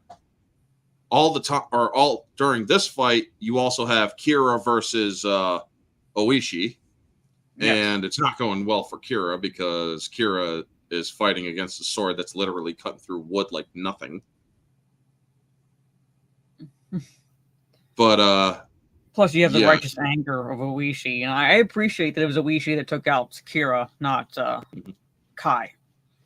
Yeah, Kai took out the magic versus magic essentially. Yeah. And let's see if well, here's the perfect shot because it's essentially the shot. Because he's like, you're going to die, and this is for our master.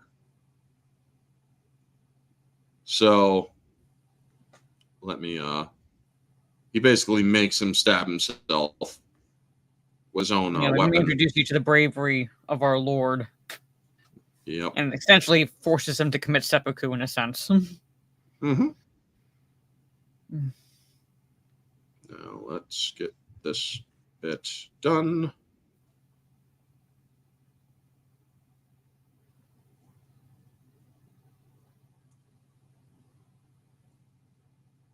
Now, let's see here.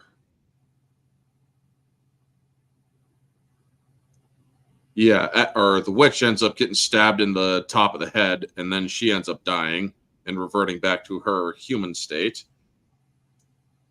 And let's see here. Let's show the money shot here because it's not exactly a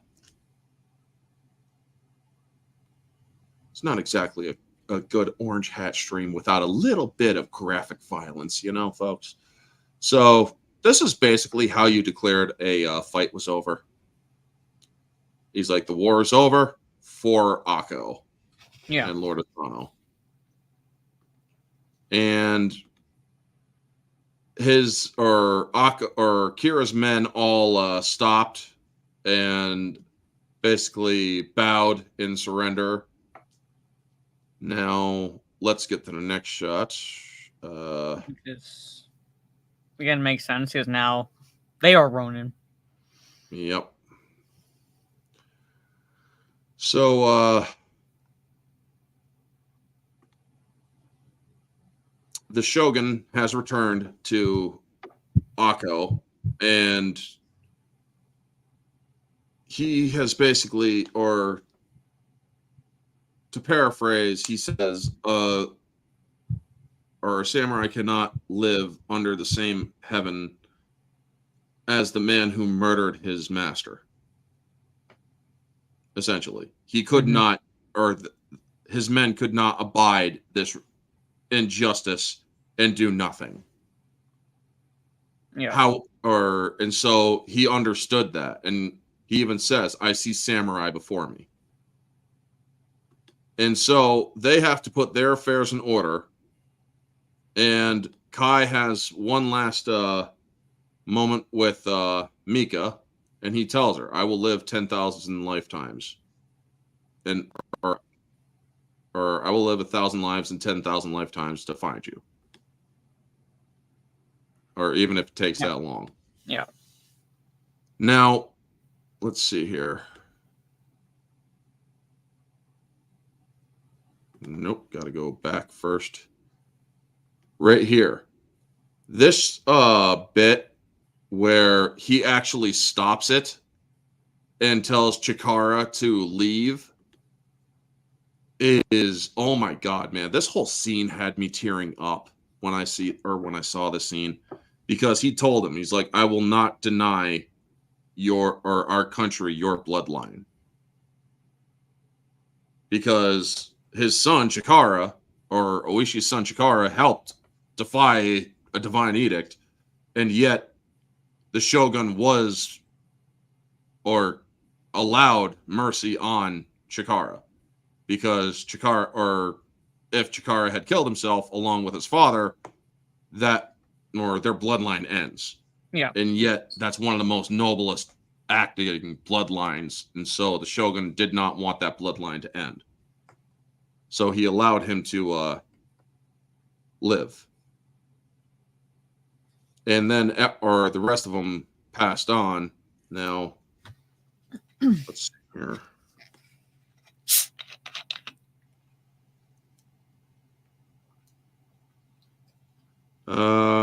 It's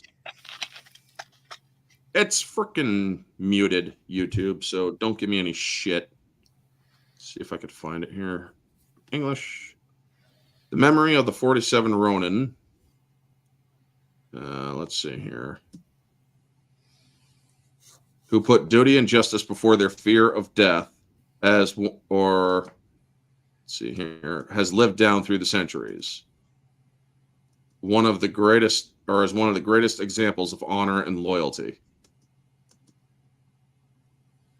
And each year on December 14th, thousands of people from around the world visit the graves of the 47 Ronin to pay their respects. This film is inspired by their story. So essentially, folks, this film was based on a true story. Yes. Now, yes, it is radically embellished due to, well, dragons and witches and creatures with 6 eyes. However, the essence of the story is what matters most. It's duty, honor, and loyalty above all, including above essentially a god. How can a god command, or how can our god or our divine leader order us not to right a wrong of a great, or of one of the gravest injustices brought against us? Yes. And Which is, so, I mean, what did you ideally they wouldn't have done this, but this is feudal Japan, and honor is more important than anything.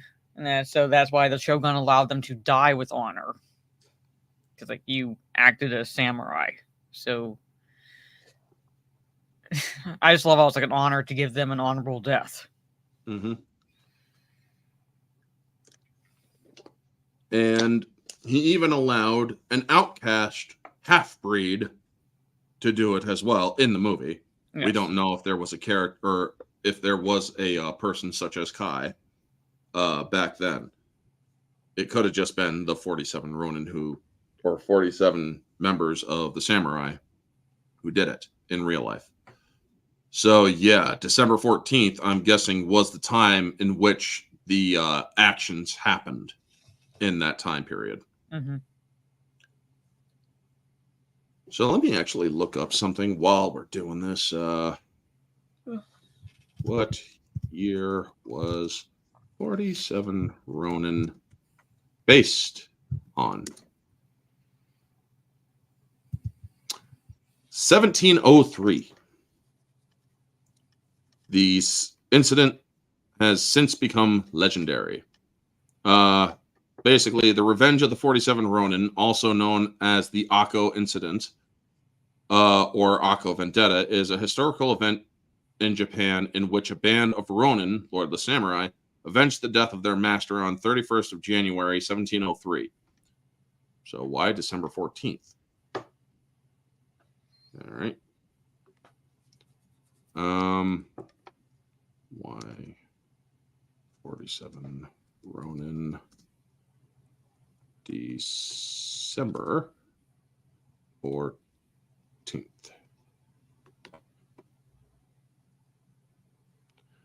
47 Ronin incident on December 14th, 1702. Okay, so that is December 14th was or in 1702 was when they avenged their master. And January 31st of 1703 was when they took their lives to regain their honor. Okay.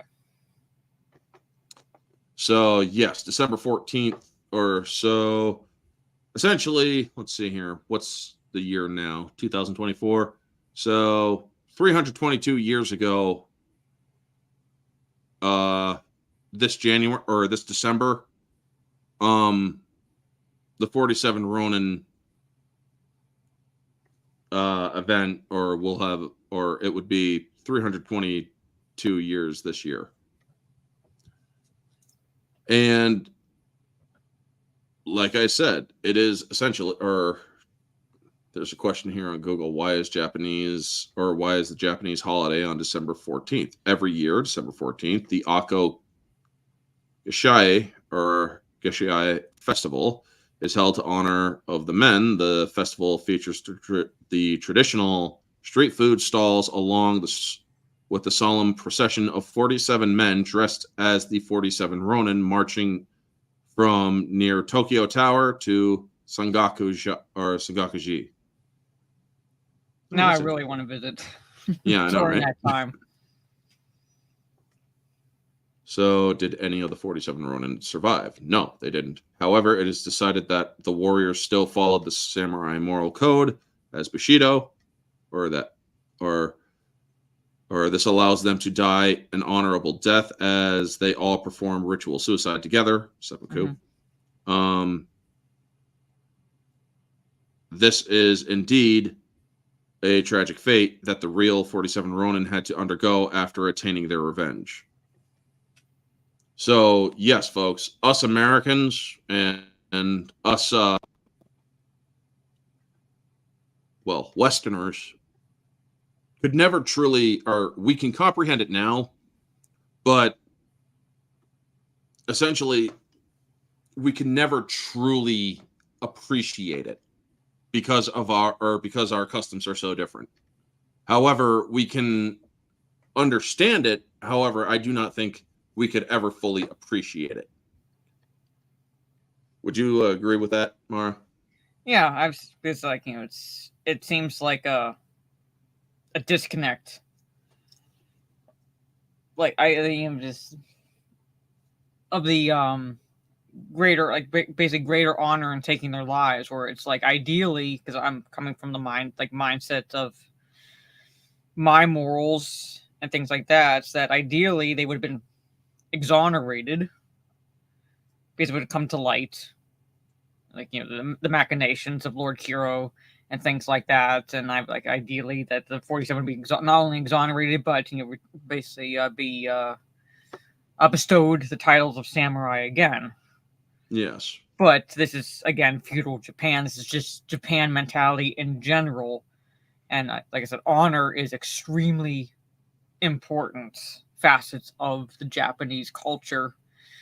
So there is that understanding because of the fact they defied the shogun. It's almost like defying God. It's like you gave me this order or this command, but I'm going to go against it. Back then, Gigawatt, they believe, or the shogun and their culture believed that the shogun had attained his position by divine edict. It was essentially a divine right that the person, or that whoever the shogun was, would or was given that responsibility. So it's not so much that they knew themselves, or they didn't see themselves as divine. They saw that their right to rule was divine or allowed through divinity. If that makes sense to you. Does that make him infallible? Absolutely not, Gigawatt. I mean, as it clearly showed in this movie, he forbade, or he was unaware of the treachery that was right in front of him. He was unaware, or honestly, I mean, if it actually did take place like that, which I doubt it did. I mean, if I'm looking at a fucking 8-foot tall freaking samurai, I'm going to have a hard time believing that that person was a real person. However, I doubt that that was the real events in the movie. I believe that that was an embellishment. So, how would you rate this movie, Mara? I think objectively, I'd rate it at like a 7 point. Like, I'm ignoring any historical inaccuracies because I'm looking at this as purely as a work of fiction. As a movie. I say, like, don't get your history from Hollywood. This movie makes me think of like 300, where it's like loosely inspired by an actual event. Yeah. What transpired, like, while historically accurate in certain regards to the samurai culture, because we have Sonata to thank for that. Mm-hmm. I would say this is loosely inspired by the actual event. So I'm giving it like a 7.5 to an 8 out of 10 objective score. I very much enjoy it. I don't understand why it didn't do well at the box office. Maybe it was just poor timing. I don't know. But I don't think it did too well when it was released in 2013. Subjectively, I'd give it close to like a 9 out of 10 score. Really, the biggest weakness for me in this movie, like I said, is Keanu Reeves. I get why they kind of included his character. I get why like there's like certain facets to his character and how they act as a counterbalance to the Japanese culture. But at the same time, I'm like, everyone around him, like whatever scene he was in, kind of carried him. Mm-hmm. So those are the scores I give, but objectively about 7.5 to an 8 out of 10. So, but I don't think the love interest was kind of weak. I appreciate the fact that they didn't focus on it, because it could have easily been a cornerstone of the plot, and I appreciated that it wasn't a focus. It was there enough for you to to know, Mika cares about Kai cares about Mika, but they cannot be together. But really, the focus was a crime was committed against Lord Asano, like the samurai's lord. They were unjustly stripped of their samurai status, and thus basically sought vengeance against the lord who the machinations basically of what transpired. I like the fact that there's just enough, but not, it doesn't overpower the central premise of the movie. Mm-hmm. Now, the reason why the movie flopped, it opened on December 25th. Okay, December is when there's an oversaturation of films for the Christmas season. Yeah. And second, the film took too long in the vault after having undergone editing and lost momentum as a result. And third, let's see here. Let's go to the article in which this is saying. Third, audiences had not been drawn to Reeves as an actor since Matrix Revolutions, which was released 10 years prior, and that he had not yet reestablished his stardom prior to making John Wick. This movie came out before John Wick a year later, or within a year later. So, as for me, objectively, I would put this movie at about a 7 or 7.5. The digital effects for some parts was very good. The digital effects for other parts, not so good. The story was very well done. The action, very well done. The respect to the culture and all that, which is an objective value, was also very well done. Mm-hmm. I do think that subjectively, I would put this at a 9 out of 10, to be fair. It did kind of stretch a little bit, but at least when I first saw this movie, it got me to check my clock or check my watch at least once. So yes, it loses a point for that. I mean, otherwise, other than that, this film is absolutely beautifully well done. I appreciate the respect that Hiroyuki Sanada brought to this film. It just really is that good. Now let's get to some comments here. It came out around the same time that Stallone and De Niro boxing movie. There was a Stallone and De Niro boxing movie? I'll have to check that out. Even though I hate De Niro. Yeah. I wonder. Yeah, he is. He really is. I wonder if it was this film that started that Keanu for Revan rumor or fan rumor. I believe it was. Yes. It started fan casting for Revan, which drove the rumor years later. Yeah. Can't be accurate to the real Ronin story. Of course not. Soul Assassin. We already established that this had fantastical elements to it. That's why I kind of equated to 300, where it's like it's an embellishment of the actual events. Yeah. So, that does it for the singles for this month, folks. Next singles is The Accountant and From Paris with Love. Yes. So I know that Mara has seen The Accountant. She let me know that she hasn't seen From Paris with Love. Trust me, Mara, you're gonna laugh your ass off with that one. Yeah, I've not seen that movie, so I do really have to pay attention to that one. But The Accountant I have seen. Oh, you are gonna fucking love that one. Trust me.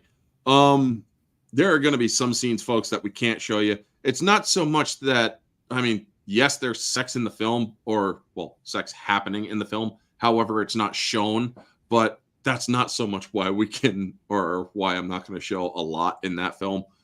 I'm not going to spoil it for Mara. So make sure you guys pay attention to that one. The Accountant is actually one of my top 10 films of all film. I really love that film. So that's one of the reasons why I picked it. But yes, From Paris with Love, we're going to have a lot of fun with that one. Trust me. Anyway, Mara, let everybody know where they can find you and plans for next month's ones and twos if you've finalized them yet. Well, as far as where you can find me, my YouTube channel, my main YouTube channel, my Kick and my Twitch, which like Trey has been dropping the links. I doubt I'll be able to stream anything on Kick tomorrow, do it in a gaming stream. But tomorrow I do have a Discord, and I do periodic watch parties. And tomorrow on Saturday evening, I'll be doing watch parties for movies. Tomorrow will be a funny thing happened on the way to the forum, and yeah, joke why. And then Saturday will be the original The Crow from 1994. Rest in peace, Brandon Lee. I'll try to do a gaming stream on my Twitch Saturday afternoon, helping at least with Gigawatt spreading democracy to the bots, and see if we get PTSD from Malevolon, or however it's pronounced, Creek, and Helldivers 2, bringing liberty to the bugs and bots. Yeah, if not, then the next time you'll see me will be on my Nerdy Homes channel from Talk Nerdy to Us, 1:30 p.m. Sunday afternoon, and then Kick back to the regular schedule of Mass Effect Legendary Edition. So yes, A Funny Thing Happened on the Way to the Forum is a musical, but it's one of my favorite movies. It would not be able to be made today or produced on Broadway today, given the socio-political climates. Yeah. And and you all understand when you join me for the watch party tomorrow to watch that movie at least. Alrighty. And as for me, folks, Sunday I will be doing a live reaction, or a live, not reaction, but a live review for Ghostbusters 4 Frozen Empire. I will not be doing the weekly recap for that because I'm going to be doing going to see the movies. I'm going to be watching some fucking movies to get hyped up for that movie. So I'm going to see it at around 2 p.m. So I will be eventually watching the movie around or coming home around, maybe I'll have the stream set for 5, maybe or for like 5 p.m. I might start it earlier than that. So just make sure that you're willing to watch or setting it up for it. As for Friday, I will be on or doing my Orange Hat Uncensored. Going to be talking some politics. That's basically what Orange Hat Uncensored is. It allows me to give my political opinion. And I will be joined by Janet from Another Planet, Ruben Haynes, and I think Bruce from Dick's Division. Also, big shout out to everybody in the chat. You guys are all fucking awesome. Make sure that you was Afterlife any good? Gigawatt? Yes, it actually was. It respected Harold Ramis very much. As for Tuesday next week is Deadpool versus Deadpool 2, and then the Barroom podcast. And I will work to try to get any information going on that is entertainment oriented out and about. Also, folks, if you really want to see a good teaser that has come out recently, there's a nice 1-minute teaser for Beetlejuice. So something tells me that movie is going to be interesting. It's 1 minute, and I really thought it was a good 1 minute watch of it. So definitely check that out. It's on YouTube right now. Thank you to Trey, Gravy D, Soul Assassin, Gigawatt, everybody in the chat. We had 54 people watching, so holy shit to that. Thank you so much to everybody. I think that's mainly because of I also streamed on X. So, but hey, if that's the case, I'm very thankful anyway, because X actually allowed me to have a little bit more of a view or of people watching. And it's really humbling to have that much support. So, YouTube, Universal, I'm not going to hold as much of a grudge against you as I did against Disney, because Disney shut down the stream altogether. So I'm not really going to grudge you that much. But literally, me and Mara get together for these singles and for the 1s and 2s to show support for the films. I mean, if you guys are, I know I was flipping you off and all that stuff, but that's kind of just in the moment reactions and in the moment frustrations. So I will apologize for that. But shutting down a stream or pausing a stream simply because I'm showing a little bit too much, there's literally no audio that I'm allowing. I have completely muted it. I shared it with no audio, so there's no way that the film could be used in any shape, way, or form. I'm not doing this for money, so you're not going to get any money out of it. If you try to monetize, I'm just going to privatize the video. I'm sorry, but I am going to, or I do not approve of myself being monetized or you making money off of me. I'm not doing this, or I'm not doing any illegal distribution of the film because we didn't show the full film. That falls into fair use. And if you really want to go after people, maybe you can go after the people who are putting your actual full movies on YouTube without your permission, instead of picking on lowly YouTubers like me who are just trying to show our love for films that came before everything kind of went to shit, you know? So with that being said, folks, thank you so much for tuning in. Mara and I will be back next month for the singles and the 1s and 2s. She'll make a decision on the 1s and 2s when she does, and she'll let you know on her channel. And yep. So with that said, y'all have a wonderful night, and always remember, folks, to stay humble. Peace. All right.